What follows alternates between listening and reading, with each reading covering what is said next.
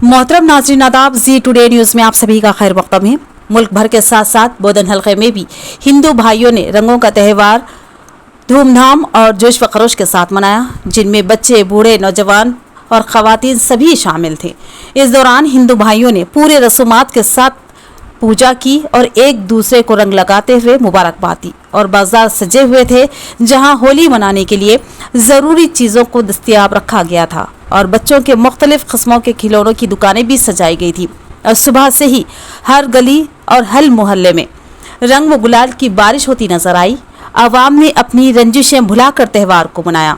इस मौके पर हिंदू भाइयों ने मीडिया से मुखातिब होते हुए बताया कि यह त्यौहार लोगों में मोहब्बत, इत्तेहाद और भाईचारे के जज्बात को फ़रोग़ देता है।